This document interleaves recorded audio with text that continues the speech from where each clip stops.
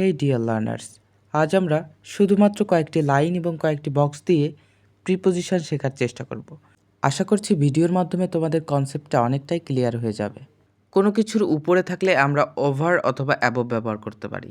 এখন প্রশ্ন হলো, কোথায় অ্যাবভ এবং কোথায় ওভার ব্যবহার করব। উপরে স্থির অবস্থায় থাকলে অ্যাবভ এবং চলন্ত বা মুভিং অবস্থায় থাকলে ওভার। যদি কোনো কিছুর নিচে থাকে তাহলে আমরা কি ব্যবহার করতে পারি? সেক্ষেত্রে আমরা আন্ডার, বিলো এবং বেনিথ ব্যবহার করতে পারি। লাইনের পাশে অবস্থান করলে সেক্ষেত্রে আমরা বিসাইড ব্যবহার করতে পারি এবং যদি লাইনের পেছনে অবস্থান করে তাহলে আমরা ইন ব্যাক অফ ব্যবহার করতে পারি। যদি লাইনের সামনে অবস্থান করে তাহলে ইন ফ্রন্ট অফ ব্যবহার করতে পারি, কিন্তু যদি দুই লাইনের মাঝে হয় তাহলে বিটুইন ব্যবহার করতে পারি। যদি কোনো বক্সের মধ্যে অবস্থান করে তাহলে আমরা ইন ব্যবহার করতে পারি, আর বক্সের বাইরে অবস্থান করলে সেক্ষেত্রে আমরা আউট ব্যবহার করতে পারি।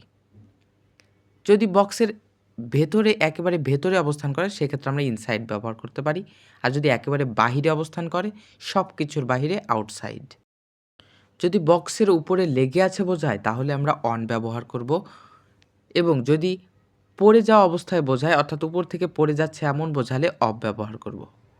যদি উপরে হয় তাহলে আপ ব্যবহার করব, নিচে হলে ডাউন ব্যবহার করব। যদি চারিদিকে বোঝায় তাহলে আমরা অ্যারাউন্ড ব্যবহার করতে পারি। যদি বাহির থেকে ভেতরে প্রবেশ করা অর্থ বোঝায় তাহলে আমরা ইনটু ব্যবহার করব। আর যদি এক পাশ থেকে অন্য পাশে দিয়ে বের হয়ে যাওয়া বোঝায় তাহলে আমরা থ্রো ব্যবহার করতে পারি। এভাবে করেই আমরা প্রিপোজিশনের সাধারণ ব্যবহারগুলো মনে রাখতে পারি।